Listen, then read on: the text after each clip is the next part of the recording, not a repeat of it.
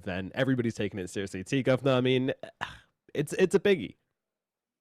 I mean, mate, it's what, like 5 mil for first place? You know, you come Sheesh. top 12, you're getting 300k. Like, this is basically like a little bit of DPC, poof, +1, you know? So, you know, no complaints here. Just gonna be, I mean, I just can't get over the fact that we have like this play-in stage, and like, I thought group stage was intense, you know, with like 4 concurrent games. What we've got now, if you just look at the schedule today, it's what, 1, 2, 3, 4, 5, 6, 7, 8, 9, 10.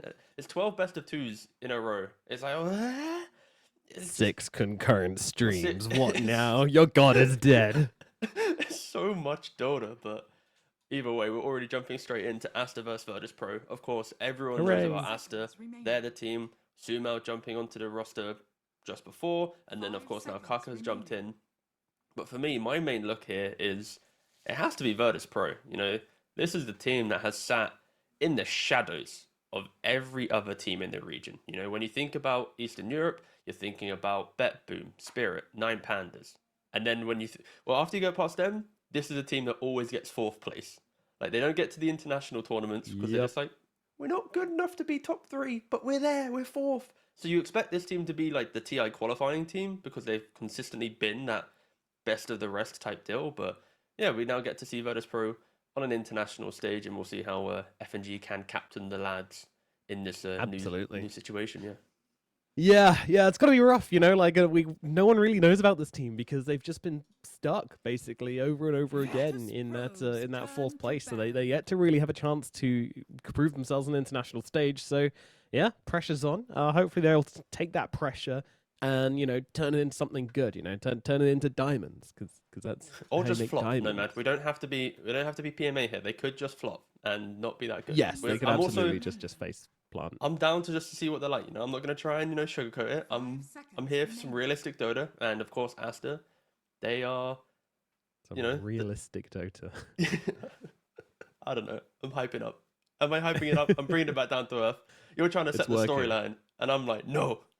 This is the play-in. To be fair, the play-in is like the best time, right? Because you get to you're playing so much Dota that, let's say your style is like kind of bad against Chinese Dota, where maybe it's like just something that you do is slightly off, and then suddenly you go to like Eastern European Dota again, you're comfortable, right? So this is like the best time to be the new team because you're gonna get every single variation of Dota thrown at you.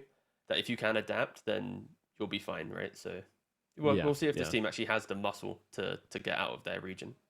Indeed, it's the primordial ooze of this tournament, you know, where potentially the strongest evolution could come from. That's the analogy I'm gonna go for. So yeah, we've got we've got some heroes coming out already. We've got Io Pangolier coming out for Virtus.pro. I mean, this isn't a combo I'm particularly excited by. I mean, it's no Io Lesh, I think, is basically what I'm trying to get at here. It's not like a Giga broken combo. So is this Io just something which Virtus.pro is kind of falling back to? I'm not really sure. Yeah, so in regards to DPC, Virtus.pro wasn't rushing towards picking this, but when you think of their squad, Squad 1X, surprisingly enough, I didn't set that up. He is a Pango specialist. There have been plenty of games where he's played it throughout DPC, throughout the Mortis Vibes tournament, and also in Twitch clips as well. We've seen multiple Koi cover clips and whatnot where it's actually Squad 1X on the Pangolier just absolutely crushing these fights. So yeah, for VP at least, they'll be always happy to get this hero for Squad 1X. Alrighty, yeah, so definite comfort coming through. And then Aster actually grabbing the Mars into it as well, which I find very interesting because, again, it just doesn't feel like a good matchup to me. Like, Pangolier is pretty great against Mars, in my opinion. So, yeah, interested about this one. Darkseer going to come out from VP. But, you know, I guess what the Mars does give you is that absolutely broken combo of Snapfire Mars together. It does. Like, Aster's... They're basically setting up their draft where Monet and Sumel will basically get pick of the litter on what they want, right? Because you know that your Clock 5 will secure most carries. Your Mars Snapfire, if that's your offlane duo, will just be a solid lane. It'll get through the lane provided you your team fight. And now you get to see all the heroes and then go, okay, how are we going to break them with our scaling? How are we going to break them with our early game rotations, right? So, yeah, I think for Aster, this is a very regimented draft style, that leans on counter picks, and yeah, we see the faces Void into Darkseer. You don't really get pressured. Into Pangolier, again, there's not enough control to keep the Void annoyed, and then now you have this Chrono just to throw her into fight. So yeah, overall, no complaints. It's a very clean looking draft. I feel like their last pick from mid does need to be some like Queen of Pain style hero that can just connect the dots, because they are so strong and so tanky, but they also are always missing that one bit of damage, right? You've got Mortimer Kisses, and that's about it until items come into play, right? So they do need some big punchy mid laner to bring Aster's lineup together. And to be clear, you know, we have seen Sumail absolutely dominate lanes and then dominate games on this hero, so it's not outside of the realms of possibility that Snapfire is just going to absolutely destroy everyone and be all of the damage the team needs. But also, it's a lot of like pressure. You don't really want to put your draft in that situation. So, yeah, I would definitely like to see them kind of scaling into something else with the final support pick from them. What do you think, To be Jimmy? fair, Are we going as far as like a Skyrath mage or something? I mean, I think that'd be like the old school thinking potentially, but into IO there's a lot of healing. So I think just because of the rise of Quest Esports, you can then start considering Snapfire being the mid as well. Like Noob popularized it with Quest, and now other teams have been playing it a lot more. So if you were to put Snapfire mid and then pick up another 4, Yeah, that's that what I was can... suggesting. Yeah, exactly. Yeah, I just realized after I said it, I was like, wait a second, you just said Sky 4. Oh yeah. Sorry, my bad. Yeah, no. You're right, Nomad. My logic. I'm on ping right now. 10 a.m. here on the UK, you know, Yeah, it's I'm not on ping. gamer hours. Bro, I'm so sorry. You were right. I like the idea of snap mid with the 4. That's cool. Or picking up the spicy mid laner. But you can see from VP, they're thinking along the same line, right? They're banning out like 1 support, 1 mid. They don't really know exactly what's happening because they respect the fact that Snapfire can go both places. We even get to see a Meepo ban that we've seen a couple teams trying to pick up, but instead, no, it's just the old Undying. So what, it's going to be... Sure. Is it Carry IO? Okay. Who's... What? Huh? Is this like, okay, so my read on this is like Carry IO with Undying 5, and then you have like Darkseer Line as your offlane combo. What the hell are That's they doing? that's my guess. What are they cooking? Virtus.pro just coming into this tournament with some wild swings. Like, all right, boys, international stage. It's time to bust out the Carry IO. We've been holding this throughout the entire DPC. It's like we've been stuck in Eastern Europe for so long, but now the shackles are off. But I look at Kiritic is Dota Pro tracker, right? He's got, as carry player, he's got 11 games on Meepo, 5 games on Brood, and then it's Bloodseeker, Morphling, and like traditional carries. But he's already showing to us that he's like the annoying carry player. And for Aster, sure, we mentioned the fact that there's this flexibility. I had a bit of ping. Luckily, Sumail's not playing on ping, got the Storm Spirit, and not a lot of lockdown, right? Like this Lion, it's a great Lion game in the essence of you will always hex an elusive hero, be it Void or Storm. But do you really kill after that? It is actually the carry IO that I guessed. So, is it blessed? Is it cursed? I guess we're gonna find out. But sure. yeah, this is something I haven't seen in ages. I haven't seen this in such a long time. All right, I'm checking Pro Tracker, and there have been 2 players in regards to pro players that have played carry IO, and it's been Yuma and RTW, and both of them are still going for Helmet Dominator into Aghanim's. So it's still kind of like the traditional carry IO from years back. Of course, over the time, the damage has been changed, the talents have been changed, so kind of like the boiling point of this hero has been just pushed further and further back. It's why it kind of fell off as a carry. It's also, oh my god, I just realized, Mikey, you fiend. Mikey has played 15, so this is the mid laner for Nigma, has played 15 games of mid IO in his pubs. 15. He has the most games of IO of any player, like pro player. He's only got a 20% win rate. He's not winning, but it's not going well, but he's doing it. The point is, like, clearly in the scene, in the pro pub scene, there is some like IO tech floating around, right? And yeah, the conversation is being had, but obviously theories and actualization are 2 very different things. Virtus.pro, they're putting a lot of kind of pressure on themselves to make this kind of crazy strategy work. Is it going to work, especially versus Team Aster? That remains to be seen, but I like what they're doing. You know, I love a good curveball. It's very early in the day for a curveball, but whatever. Let's see what they're going to bring to the table. All right, now Yeah. I'm gonna sit back and just see what happens. Because like Aster, when you look at this lineup, I was mentioning the fact that they don't really have damage into their big spells. Like their lanes are strong, but their ability to play lanes and be in the face of your opponent isn't really there, right? It's that constant hit that next item, go fight, wait for the next item, and then once you've got like 2-3 items on your void, then you sweep across the map. And when you look against a lineup like this VP one, it's kind of the opposite, right? It's go, go, go. You get a diffusal blade on Pango, fight. Io picks up a Dominator. You probably want the Ags, but like you still want to like at least entertain the idea of getting everyone together. Yeah, yeah. All right, quick branch check on everyone. Good to see VP turning up with as many branches as they can possibly fit. There you go. You love to see it. The IO and the Pangolier just maxed out on branches. The IO doesn't even have any tangos. He's just going straight in for the 5 branch build. I'm just quickly double checking like the changes to Io just to make sure we've not missed any new tech that has appeared. And 30 seconds. so yeah, Io's universal hero. His Ags, you allow him to explode the balls whenever you want, and 50% reduction. So yeah, cool. So yeah, spirits are still the same annoying explosive. The question is there any like interesting plays to make because he's universal? Because like you're already pretty tanky, and you're already like, I remember old school carry Io was about the sustain of getting the spirit spam, and then you would just push another hero so far into the fight, and you can't kill the IO plus the spirits hitting you. Yeah, we'll see how it goes, but. Yeah, a bit of fighting coming on straight off the bat here for this topside bounty rune as both teams kind of scrap it out a little bit. Some very strong fighters on both teams as well, with the battery assault coming out. You had a nerf spike there as well. So a lot of damage being traded, but overall, no one really getting super low. Nothing impactful happening for that first rune fight. Both teams just flexing a little bit. And so you, of course, stole Kaka's lion, so maybe a little bit of psychological damage entering the series. You know, you join a new roster, you probably want to play your pet best hero. Psych!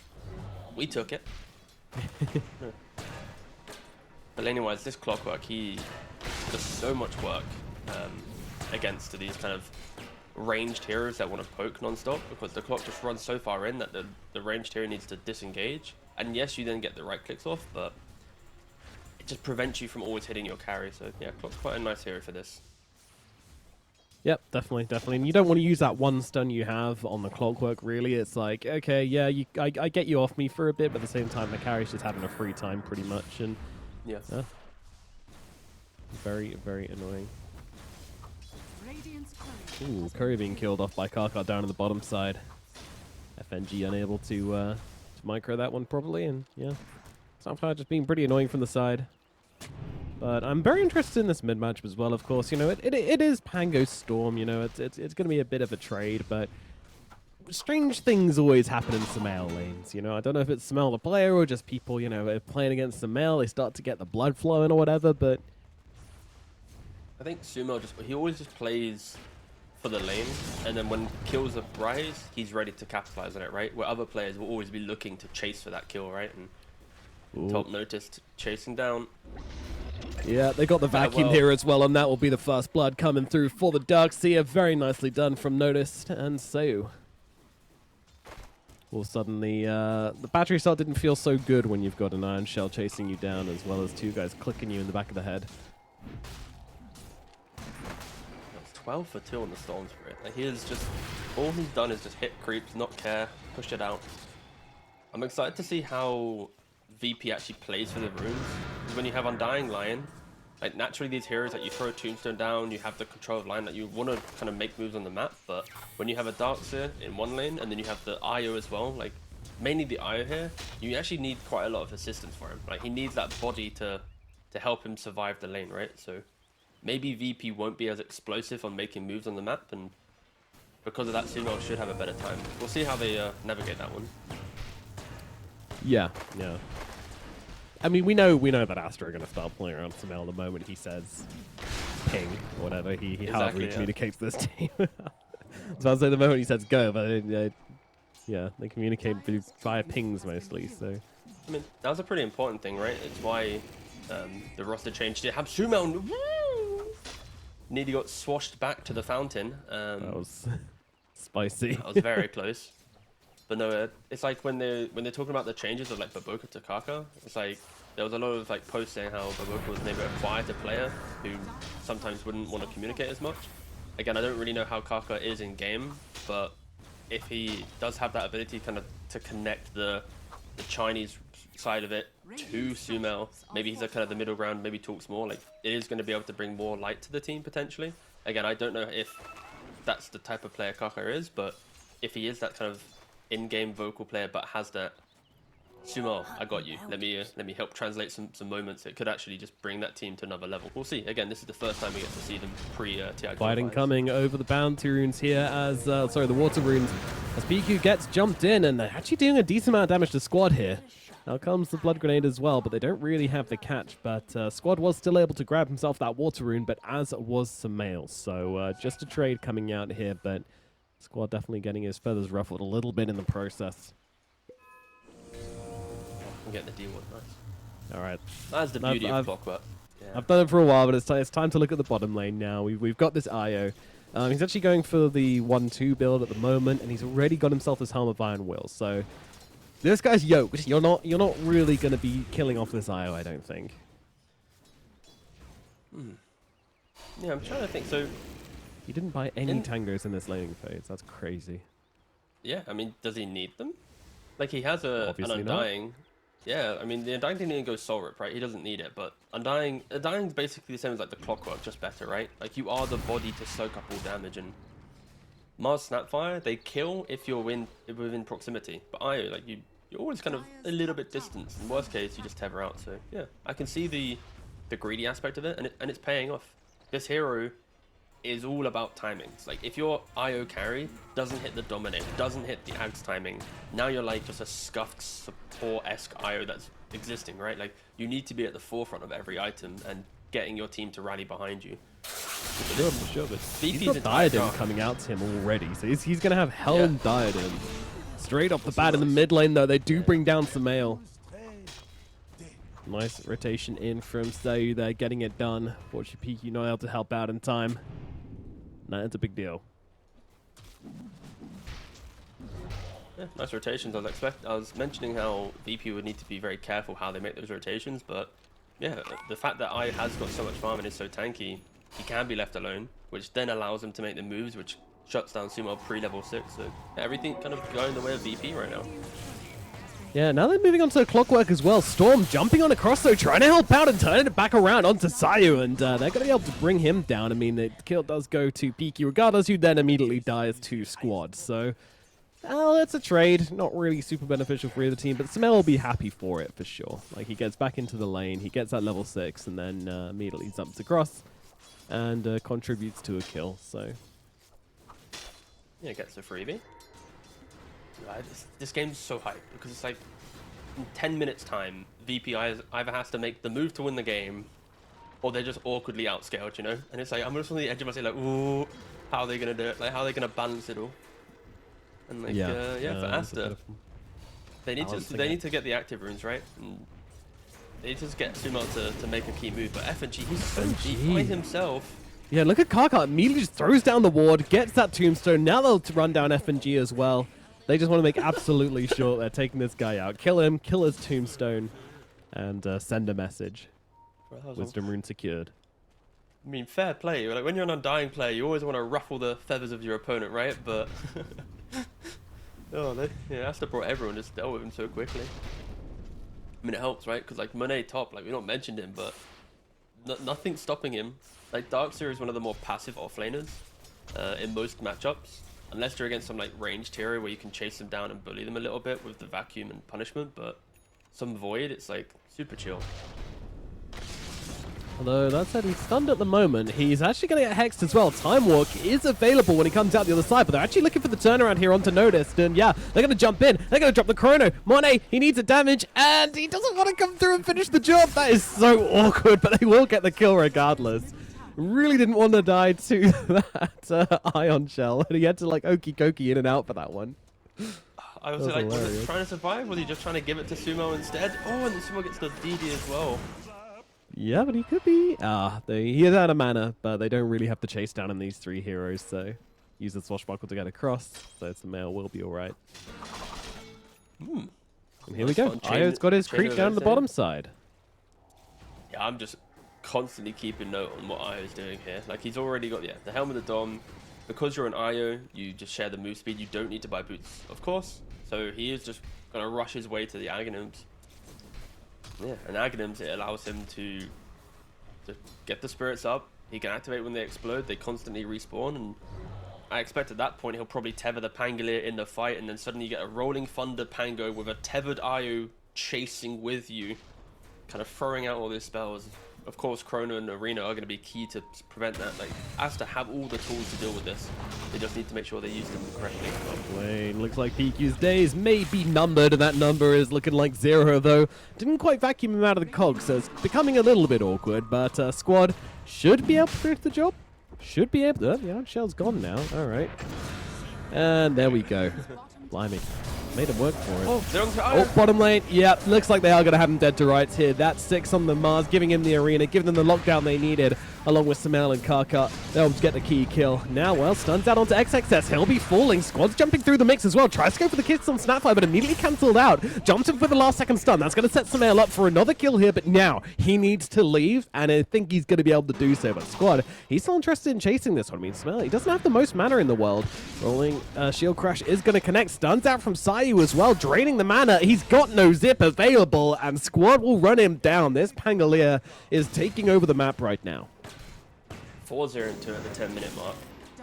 Getting all the runes he needs. Yeah, VP are making sure that Squad can make every play, and the key thing there is Aster finally get a kill onto Io. They stop his free farm, but then it's like, wait a second, Pango's there to counterplay, and that's kind of the story for VP right now. If they try and shut down one hero, Pango's there. If they shut down the other hero, boom, Pango's there again. So it's like, if you shut down the Pango, there's only Darkseer and Io free farming. So I think VP have done a very good job setting up the map, and you can just see on the net worth, Pango, Darkseer, even Io just kind of holding down the top side, and this Mars, he will soon fall off if he has to rotate defensively to every engagement. Yeah, I mean, what point do you want to play aggressively, though? Is that when you get the Blink Dagger? That's Chrono. Top lane. Chrono comes down. Yeah, I mean, so far, well, it's just Sayu who's fallen, but it looks like they are going to be able to get Squad with this one as well. A lot of damage coming out from both teams. You notice Karkal getting very low in this engagement, but Sumail finds a support kill on the backlines. Now Hookshot comes through onto the 2 of them, but the relocate is there to get the Darkseer away. And that was a reload in, so he's not going to be jumping back into that engagement on the carry IO, which is thankful. Okay, this is fun. All right, so now it's like, the VP, they want to be aggressive, right?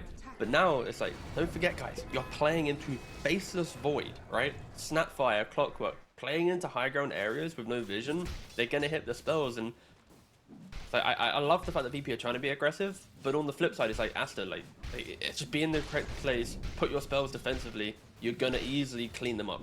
Pangolier, Darkseer, Undying, all gonna be in melee range. Io naturally tethers quite close, so it's kind of hard for Aster to miss their spells. The real question is, can they do the damage through in that moment? And right there, right then, yes, 100% they can do it. So 3k lead now for Aster. We were mentioning how VP was doing a very good job choosing where to fight, and they kind of blundered it a little bit, entering the 11-minute mark of the game with quite a... Not the jump, and Sumail has just gone. Tried to come in for the rune, but immediately gets taken down. Now Squad bouncing around left, right, and center, trying to lock down Kaka. That'll be the next kill for him with his arcane rune. He is so damn scary. XXS trying to come in and find the fight here. Squad, oh, he doesn't quite make it out of the arena, and now he's in a very awkward situation indeed, trying to limp himself away from this one, but despite the arcane rune, doesn't have the cooldowns. A miss on that swashbuckle really, really hurts. And now they'll run down FNG as well. 3 heroes down the side of Virtus.pro. They did get the Sumail Storm Spirit, though. Yeah. And when you think about the repercussions of that, after this next fight, Pango's going to have Diffusal played, Void just picked up Maelstrom, Mars gets Blink, like, all the cores, even though we're seeing these scrappy fights, and it's relatively even. Like, the net worth, no team's really running away with it. After every fight, the cores are kind of happy, they're picking up their items. It's going to be... like, Aster are just slightly ahead. Yeah. Just slightly. But it's not anything to be crazy about, right? And I think for VP at least, they need to be careful. And it's like, respect the fact that Io needs Ags. When you get Ags, sure, throw the kitchen sink at Aster, just get yourself amongst it, but you got to be careful, because any free kill you give Aster, it's that faces forward getting to the Mjolnir, getting to the BKB, getting to that unkillable state. Same thing for Sumo. Yeah, and there are some really scary times on Aster as well. Like, I mean, I might just be saying this, I don't know the Aya, but I feel like his Ags isn't like a, oh no, he's going to win the game moment like it used to be. I'm trying to remember his old talents, because like right now, in current Aya, he has the 15 talent for extra 55 damage, and then obviously he shares damage at 25, or attack hits, but there isn't like constant accelerants towards his spirits. So I am going to quickly refresh myself. I'm going to tab out and remind myself what it used to be. Oh, jump in. I mean, whoa, this is interesting. We've got a Chronosphere and an Arena coming down, but whatever. It gets them all 3 kills, so it's fine. It's fine. No such thing as too much topping on that pancake, as now we move over towards Krillage as well. He's in a bit of trouble, but he's got that Helm the Dominator creep very nicely positioned to try and run himself away. And my god, he's fast with that Kobold Foreman to speed him up as well. So he's just zooming away from the team at the moment. Once again, separating himself from his Kobold, and that leads him astray, and he gets himself out. Beautiful plays there from Kiritich, but yeah, ultimately still a bit of a disaster for Virtus.pro, but now they kind of need to make some moves, I feel. You know, this Chronosphere is on cooldown. It's time to make something happen whilst that's those ultimates are down on the side of Aster. Yeah, so I'm looking at, so yeah, old Aya basically was about spirit damage being at 15 and spell lifesteal.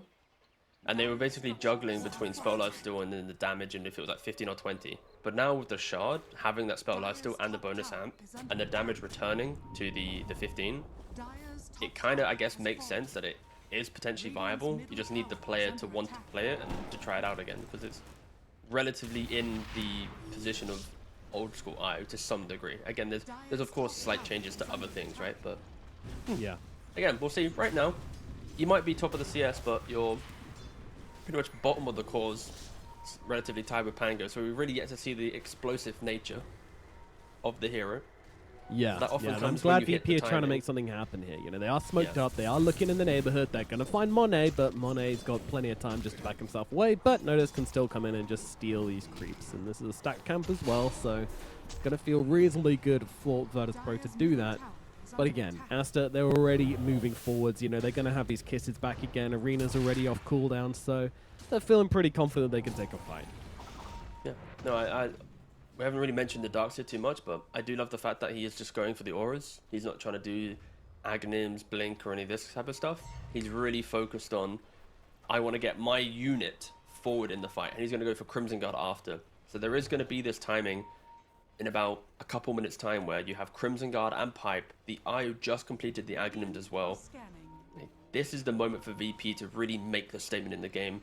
You fell short to spells already, but this is it. This is it. No, they found him. He relocated back to Fountain, I think, to get his Aghanims. Yeah, and now they're going to try and fight on top of this, but I'm not sure they're going to be able to keep himself alive. Let's see if he can survive through this. Krillage taking so much damage, and he is going to fall. The TPs are cancelled. They realize there's just too many heroes in the neighborhood for them to take that fight. So IO dies cold and lonely in the bottom lane. I was trying to hype VP up for like, this is their moment, this is their chance, and it's like he relocated into his death, and now IO doesn't have relocate when back up, so that the argument of maybe even playing around that respawn isn't available. VP, they're finding XSS right now. Yeah, I mean, this is pretty good, especially if he doesn't get the arena off, which he certainly will not be able to. No kisses to combo with it anyway, as Samel just passing through, and there's a Chrono dropping down onto 4. They'll take down Sayu straight off the bat. Looking over towards Squad now as well, and Samel catches him out mid-swashbuckle as well. It's going to get them the second kill here. And now look at those cogs, locking them down. FNG, you can't go anywhere. He's going to die as well. Nona's trying to run himself away. He's got the surge, but is he fast enough? I don't think so. They're still chasing Aster. Monet leading the chase. He's got the cookie coming in as well. Notice does sidestep. Search out as well. Nice little moves coming out from the Darkseid. He does actually get away. So a small, thin silver lining here for Virtus.pro, but it's still such a rough game for them. Yeah, it's like the smallest of silver linings. I think for VP at least, like, they have really just now understood the strength of Aster's lineup. Like, you have gone for a very skirmishy, loose kind of lineup. You've basically had 3 moments in this game where you've not been able to successfully be aggressive because you've just run into like no good vision basically into the darkness. And in doing so, yeah, Aster just picked you apart. And I would love to see one fight from VP where you're putting the pipe aura onto the IO. You're throwing down the tombstone. Like you're basically as 5. The issue is you're always scared about that next chrono, that next arena. Where's the hookshot coming in to put the cogs and displace the eye from the next hero? Like it's super hard to do. I feel like this lineup from VP, if it was against any other combination of Void or Mars, if you swap those heroes out, this lineup is like goated. Like we're probably praising it to the end of time. So I think this concept is good, but against what Aster has, it's so hard, and you're gonna need to basically, difficult. you just need to like to play this. You need to have like no cares. You know, it's like you hit your timing, we don't care, guys. You die, it's fine. They use their spell, we go again. You need to have that like OG mentality of chip, chip, chip, break your opponent just through constant aggression, and yeah, we'll see if it works out. But Yeah, and we could take a quick, cheeky little look at the schedule whilst we've got this pause going on, because why not?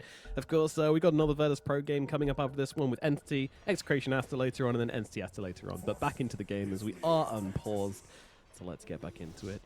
I feel like Aster, though, they just got all this team fight, and this game has been entirely based on fighting. You know, there's been very little people trying to play the lanes. You know, no one's tried Roche yet. It's 18 minutes in. It's all about just smashing your heads together. Not even in lanes as well. No one cares towers. No one cares like objectives. It's just a brawl. and it's good to see. You know, it's like offense versus defense, right? Aster's quite the counterplay style lineup, where VP they need to be the aggressors and to get things going.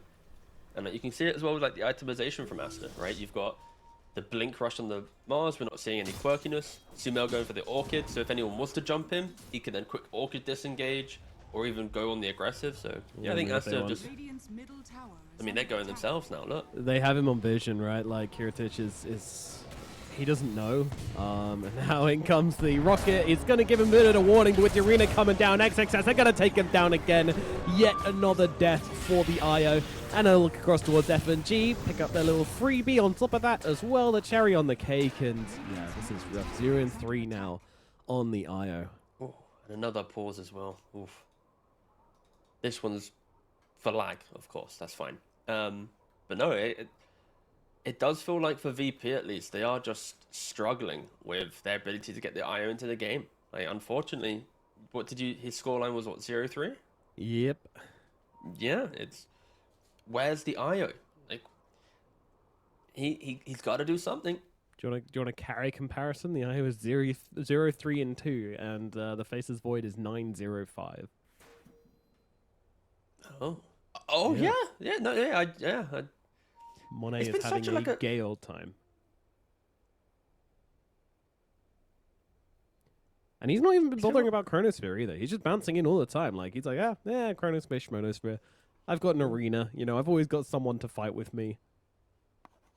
Really pushing the I feel like for advantage, Monet which I at like to least, see. this has been one of those like sleeper games from him where he just had to like, he had the free lane because he was against Dark, so there's a Void. He was just farming. And then he knows there's always going to be opportunities where Chronos present themselves. I think every single Chrono so far in this game has been 3 or 4 man, like minimum. There hasn't been a Chrono other than like the top one where he kills off this this Darkseer, right, with Sumo. Like every other one has been impact Chronos. So he hasn't had to force it. He's not had to like, oh my god, I need to use my Chrono. They just kind of come to him, and that's like the perfect game for Aster, right? Like, don't get punished. Sure, Sumo dies a couple times, like, oh, it happens, right? But yeah, Monet really is just like the perfect insurance policy right now, and what, 4.5k above the eye right now. Yeah, Gonna so have that 9-0 Mjolnir. insurance policy is a good one indeed. And it's not like an Okay, alchemist or feeling something very where like insured one at the death. moment. Yeah, there's no problems, honestly. I'm trying to think like itemization wise against an IO. Like you probably want Scardy to reduce the healing a little bit as well. Void happily would like to buy that. You don't really need to buy Vessel. This item's relatively redundant nowadays, but I think even just one Scardy, a later on Shivas, like if this IO was a threat, Aster has the heroes to be able to buy these anti-healing items as well. So yeah, I think they're perfectly fine scaling into this game. They got a 10k lead at the 20-minute mark, and can VP take one fight? That's it. I've not seen them do one fight as 5 yet. It's been 20 minutes and it's just been 3 or 4 or 2. Yep, and another day, another hook shot, another kill onto a support of Virtus.pro, another kill for Monet as he gets his 10th kill off the game. I really just want one fight where I say, wow, this IO hero looks pretty good. That is the thing of IO, right? Like, remember when it was at TI and like OG showcased it? It was this was like the storyline of the cast. We're kind of repeating that cast, right? Which is like, IO's doing nothing, IO's dying, ooh. And then eventually it's like, oh my god! You know, like that is the story of IO. I'm not seeing it right now though. I don't think it's gonna have that impact. I'm watching FNG and Titch trying to take the Tormentor is oh man, I was like, okay, maybe this is a cool idea, you know. It seemed like they had a real plan there. Kiritich like tethered to the Undying. Yeah, Roche happened. No, we don't care about that. And they were like, all right, let's take this thing. We did 2 of us. We got infinite heals between us, and then they just didn't do any damage at all. I'm gonna make a bold statement, though, man. I think Kiritich has got 5 IO games played in the last like 2 weeks. That's my vibe right now. Like maybe they've scrimmed it or something, but I'm not getting the I am an IO specialist from him. I'm gonna quickly double check his Dota buff to see if he played it years back when it was very, very good, but I'm not getting the feeling that he is like the guy for this hero.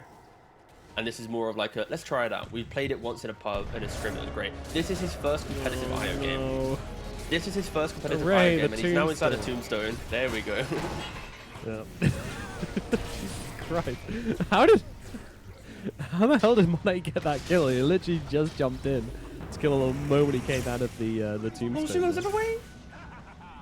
Oh no. They thought they could get something, but yeah, somehow gets out. God, this is crazy to think actually. Like I was guessing it was sub 5, right? I checked the stats. And now Sumo, he gets the rune, comes back in, gets another kill. I just don't see how VP can stay out on the map right now. Like they've got no posturing to make, and unfortunately this Pangolier as well.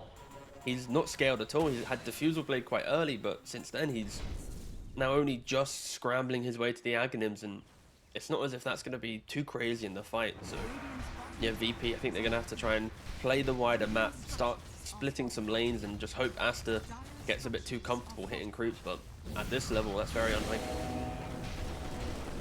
Yeah, I kind of feel like VP's game might be a little bit over. I hope I'm wrong about that, but I just don't really see a way back for them, you know? Like, yo, we could do the win probability guess. I'm going to go with 94% Aster. Well, I was literally thinking 93. I'll stick with 93. Okay, you're sticking 93, all right? What? Wow. Yo, all right. Valve, low-key, OG fanboys, all I'm saying, all right? Yeah, like, yeah. Because, you the know, TI effect. Exactly, TI effect. IO carry, they've got it hard-coded. If IO carry in-game, yeah, give them an extra 10%. Yeah. There we go, yeah. Because I don't see any ways back into the game for them. So usually when that's the case, it's usually sitting around like 90 to 95-ish. But maybe I'm wrong. I mean, I think the issue I see right now is when you look at heroes like Mars and Void, you're always talking about what happens after their big spell. But because of the lead that they've accrued so far, they have become the heroes that they don't care about their big spells anymore. They're like complements to the fight. A Void with 17,000 gold, with BKB, Mjolnir, and a soon-to-be Skadi, he happily plays on time dilation and time ults, right? And I think that's for VP. It's like their entire draft is built on playing before this window opens, right? Before Aster get to the point where they don't need their spells to be the crux of their lineup. And VP, they are trying to go aggressive here. Sumo is in the bottom side of the map, so potentially a numbers advantage. I just want to point out something, but I will wait as there is a fight going on right now. Notice trying to run them in circles. They will get the Chronosphere dropped down. I mean, it's onto the Darkseer and the Undying, who's just going to get himself inside the Tombstone. Meanwhile, they were able to take out, at the very least, Peaky on the sidelines here. FNG buying back into this one. They want to try and take this fight. This is their moment. Can they make it happen? IO tethered up to the Pangolier, not really getting a whole lot done. I mean, the balls are kind of bouncing around, but doing, well, not enough. Monet, even if he was getting low there, he had himself an Aegis, so no real threat on the board. And yeah, just a kind of useless ball rolling around the fights. but 2 useless balls rolling around the fight, actually. Bangalore. Bangalore did a bit, but... I mean, Oh no, no, no, no. 3,600 FNG. damage. Yeah, it's going to be another one. Well, that was Okay, so this is now the test of VP's resilience, right? Some teams in this type of scenario where you've drafted a very time-heavy lineup, GG's already in consideration, right? But so far, VP are showing us a little bit of resilience. I think even though the fact that 3 fights in a row have amounted to negative impact for their side, I guess that is testament to them maybe trying it out, or at least maybe they are still in the hope of a timing. So you have to give them a little bit of respect there, that they're still playing for the win when the game is so difficult. But we shall see if they can find that timing, or if this next fight is the fight. Ooh, a lot of spells missed there onto PQ, trying to catch out the clockwork, but he's got himself a 4-star. Oh, get him to safety. All placed down. Squad does actually find him with a swash, but immediately gets hook shotted up, but now comes the arena. XSS, he pumps a refresher to get another spear off. Does have another arena should he want to use it, thanks to the double soul ring, and well, Storm jumps in, immediately getting disarmed, but they've already taken down Kiritich, so already looking a little bit awkward. FNG is going to get jumped on now as well. He's going to get burned up by the kisses, and yeah, another train wreck for the side of Virtus.pro. At what point do we put this train into the station is the question we're going to be asking right now. Resilience, Nomad. Fight to the bitter end. You're alive in 30 seconds. Give it another go, boys. And even Notice is throwing out the well played. Like, we just haven't seen spells fused together from VP. That's the issue, kind of. And hang on, but he has buyback. He has buyback. No roll though. You. Worried for a minute there. I thought that things were about to get real bad for them. Oh, and Chrono's up, and Mars has a refresher, of course, so Arena's up. Like, oh no, and FNG's dead again. Oh no. Alright, you're back up in 30 seconds, so don't worry. Oh, he's timed it perfectly. Look at that, actually. This guy's a gamer. Synced it up.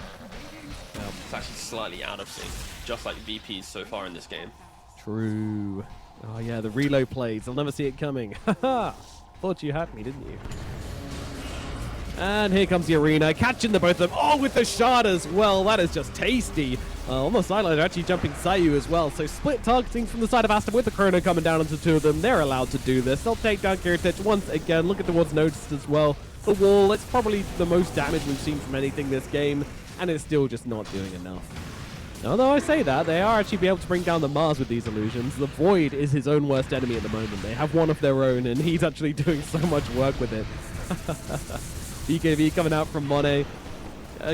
He doesn't have that Aegis anymore, so slight threat, but Squad is just getting run down from the distance by Samel. Samel is now out of mana though, so just going to make sure, stick the Destroyer in and make sure he's completely drained, but FNG is dead once again.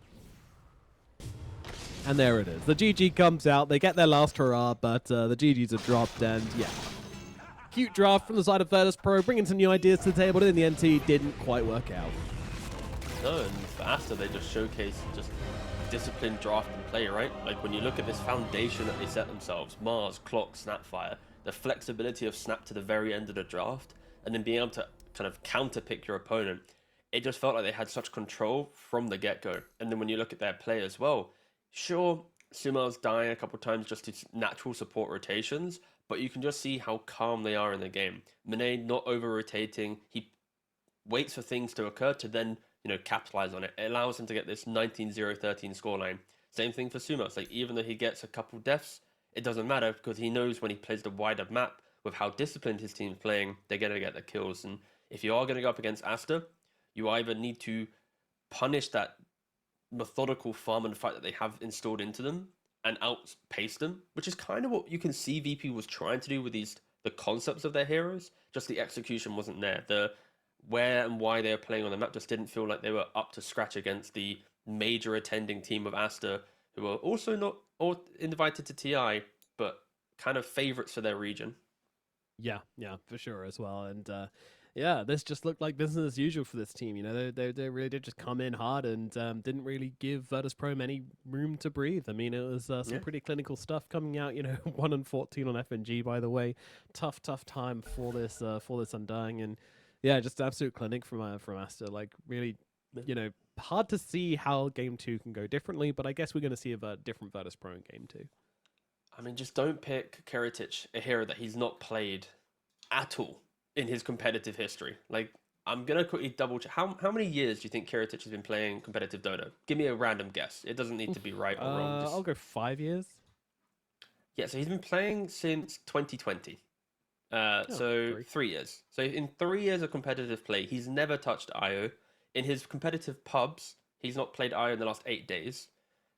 Maybe he scrimmed it a couple of times, but like all these variables don't come to the point where it's like, wow, this is the hero for him to play. And I think when you're entering the mini TI of the season, the big tournament, the money, the hype, picking IO doesn't sound like the best way to get the team morale all the way up there and winning the game. So I hope they come back to their previous kind of playbook and just show us some VP that they showcase in the DPC. Yep, I hope so. I hope so. I mean, this just was not really a competitive first game, unfortunately. You know, Nope. Virtus.pro, good start for sure. Like they came out and they looked great, but unfortunately, in the moment the fight started happening, it just all fell apart very quickly for them. So we'll see what they can bring to the table for game number 2. We're going to throw it over to a break, after which we shall be back with the second matchup between Virtus.pro and Team Aster here at the Riyadh Masters 2023. We'll see you in a bit. All new.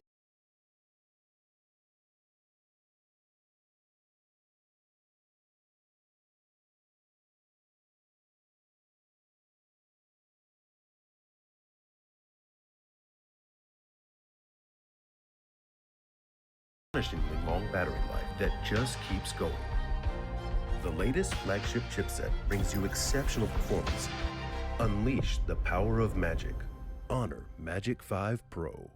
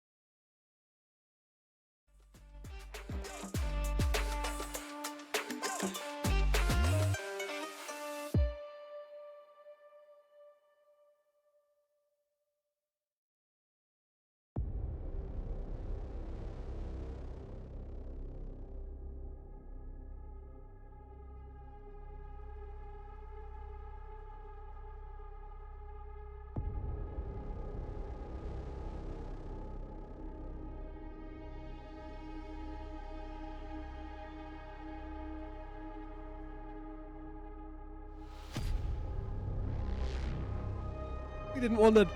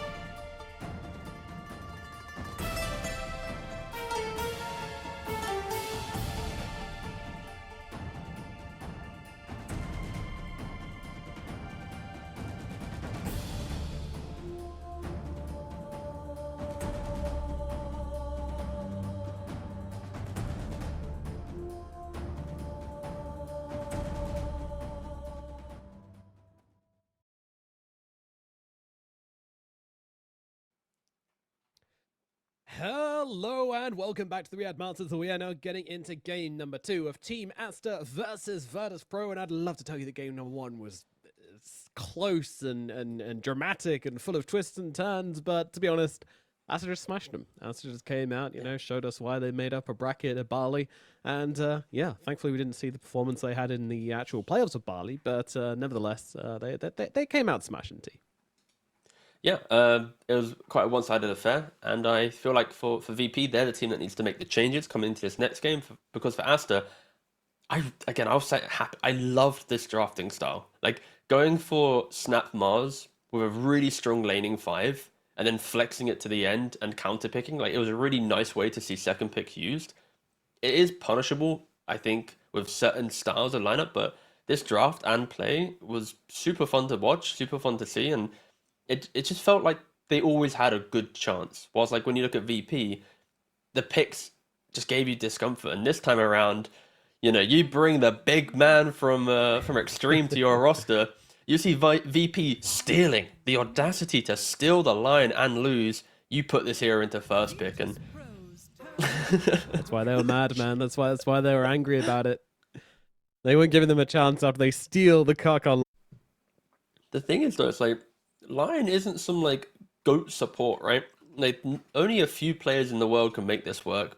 Potentially Save, you've got Kaka, and it's like the reasoning is when the fights get so scrappy and you're not playing from pick off to pick off and just blink hex go kill, the game can get hard, right? And I think for VP at least, you either get your death ball up early enough that the blink initiations of Lion don't feel good, or you just get so tanky that if Lion does hex a guy, it's like, oh, whatever, you're still going to live through it. And we'll see how they navigate that. And right now, yeah, both teams just picking just big statement heroes. Timbersaw, of course, prevalent throughout 7.33. Same thing for Medusa.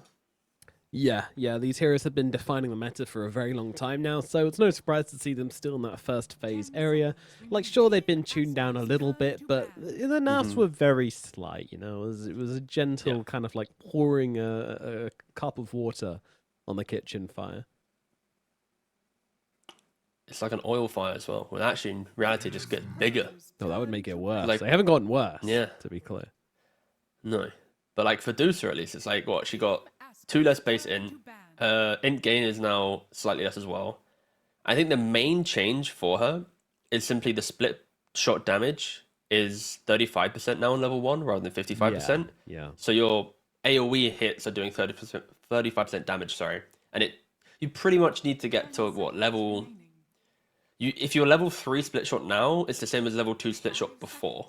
So that already, you can feel that Dusa can't just go for some like 0-4, like all Mystic Snake, all Mana Shield build, and then split shot later, because the one value point does everything. So it does maybe make the farming speed slightly less, or at least the skill build need to be different, but it's still nothing crazy, because if you're a free farm Dusa in your safe lane, you can just change up your build and you're perfectly fine. And yeah, so I think Hero's perfectly fine. Same thing pretty much. And Timbersaw, what was his change? Less damage on Timber Chain and less HP on Reactive Armor. Yeah, so he didn't really get touched at all. Timbersaw is still the same hero. I don't know, man. He's 5 less movement speed, 5 less base movement speed. That's whoa! Because that hero is all about running around the fight, not just Timber Chaining through it and just existing. Spell, so. 0. Yeah. All right. We've got some interesting bans coming out from Aster, though. They get rid of the Anti-Mage, they get rid of the Meepo, they get rid of the Pangolier. They're getting rid of all the spicy heroes, which Virtus.pro like to pull up when they're in a bind. No, I think, ban-wise, Anti-Mage, of course, is the big one. The fact that Darkseid hasn't been banned is mainly because Timbersaw's picked. You're not going to pick offlane Darkseid mid-Timbersaw. Like, it's just awkward, I'd expect. So that's why you see them shift towards the Pangolier with the Diffusal Blade purchase, and then Meepo. It's just a respect towards Kiritich, I feel. Like, they're not banning this Meepo in any other draft. It's just because of this player forcing it out. And then now, because of this, SD does get through the pool. And we've mentioned this so many times in previous casts and tournaments. Let's do it SD, again. Yay! You create the butterfly, you create the Medusa illusion. If she binds butterfly, then the illusions have the evasion. So now she can't really kill her own illusions. She'll need like an MKB, and then it just gets awkward. So it causes Medusas to think about, am I going to win the game quick enough that I don't care about SD stealing myself, or is the game difficult that I need to itemize slightly differently? It just causes you to have a slight kind of choice in the game rather than old school Dota, which is just buy the same 3 items and win the game. Yeah, more or less.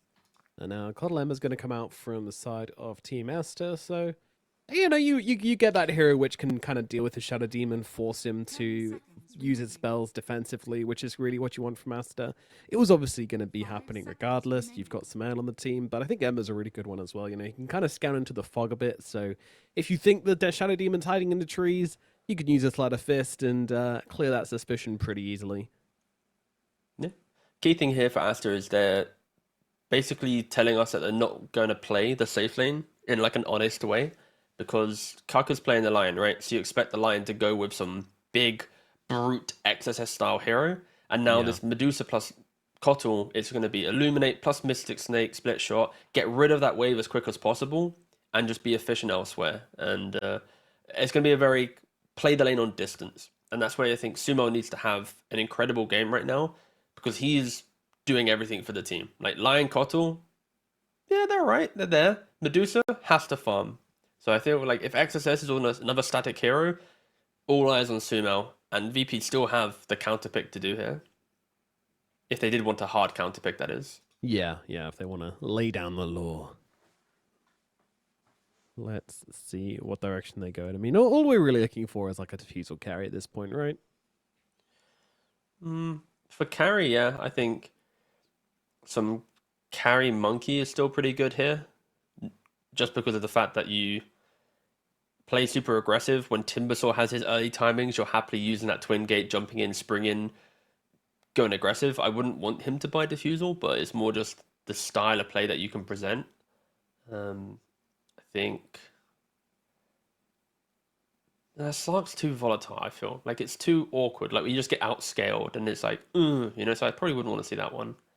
And in regards to mid lane matchups for squad, at least, it's like he could go for a Storm potentially just to find the backlines. Lanes pretty well. You can go for a Quap because there's not a lot of perfect control for him. Sure, there's a Lion, but you can just buy Lincolns. So one matchup I've kind of been won over by recently. Okay, so just going to grab the Underlord here. This will move the Timbersaw to mid, and their Underlord will be their offlaner. Kind of annoying for Medusa, honestly, because like she doesn't have the most damage in the world. If Underlord kind of bullies her, then it can be kind of tough. Doesn't have the most health either with mana shield. So beefy boys. I mentioned at the start of the draft with the Lion, like you either pick heroes that just ball up or heroes that are so tanky you don't care about the initiation. Right now, Kaka playing this Lion, at no point in this game is, guys, I've hexed the Timbersaw, I've hexed the Underlord. It doesn't feel good when you say that out loud. And maybe it simplifies his game because he knows all I need to do now is hex the carry that's going to be picked down the line. But for Aster, at least, there is a big window in this game where they do no damage to VP, right? Unless Sumo pops off and like crushes the game with some like early corrosion maelstrom and he's poking and killing supports, there will be a point where VP are going to bundle together and just the Timbersaw tankiness plus the auras of Underlord, they can just A-click down the lane whilst Deuce is still trying to get to her Manta plus Butterfly. And I really want to see VP pick up a carry that can just amplify that as well and say, let me join that. So the Slark we mentioned earlier is fine. I think Monkey King ban is still going to be pretty good there. The other option, maybe unconventional, but like a Luna could be okay here. Oh, okay. Just because it's I'm thinking of a hero and I'm waiting to see if you mentioned it. But oh no, what hero is it? I think I'd like a Muerta. A Muerta? Yeah. I feel like she plays a little bit too greedy in her scaling, where it takes her 3 or 4 items to become a hero. And I think they have a very clear 20... There's a special information. I saw I think it was Shiro, who's the best Muerta player. He was against the Medusa and he went for Witchblade into Defusal and just fucking ran at the Medusa and it was sick. He just murdered the Medusa. It was really cool. That's cool tech. Yeah, I would have never suggested that build being an option. Yeah, it's like insane attack speed. Like it gives you loads of stats from the Witchblade, and then also the Diffusal obviously just turns Medusa inside out. I think it was against like Medusa Storm as well, so like the Storm couldn't enter fights anymore, and they just destroyed. But yeah, that was a pub by the way, not a pro game. So I don't know. Oh yeah, I was looking for his pro games just to see if it happens. Oh, okay, it's a pub. All right.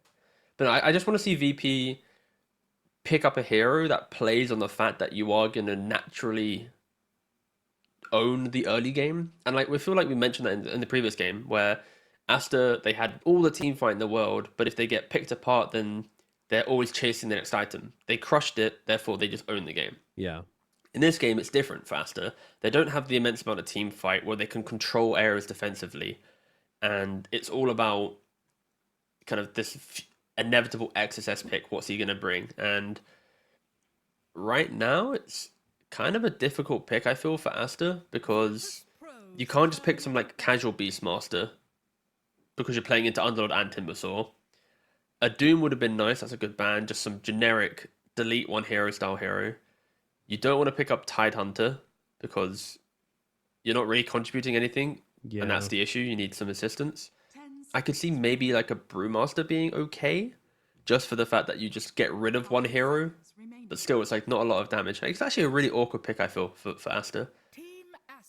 Yeah, it really is. It really is. I mean, I'm trying to think of like XXS specials as Legion Commander, which could be an option, perhaps. I feel like whatever you pick here, you either need to... Because right now they don't have the answer to the tanky heroes. Yeah. So it's like you either pick the hero to deal with the tanky heroes, or you pick an offlaner that will always assassinate the carry, and then you don't care if they're tanky because you're just killing the carry every single time, right? It's like Lion plus Ember plus something kills Kiritich. Good job, guys. You got Timber Underlord, but they're going to do nothing to win this game, right? They're just going to exist. So that's kind of the logic, potentially. We'll see if they go, but they actually go for the Beastmaster. So I mentioned that they might be dissuaded by it, but no cares, and an Alchemist. Interesting. Okay, not one of the heroes we mentioned, but I mean, what does this unlock them? It gives them another big boy on the front lines, I guess. Yeah, so Alchemist is a hero that thrives on things occurring for him in the early game to then be able to have that, 20k gold at minute whatever, owning the game with your BKB Radiance Blink. So in this game for Aster, they don't have a lot of laning presence.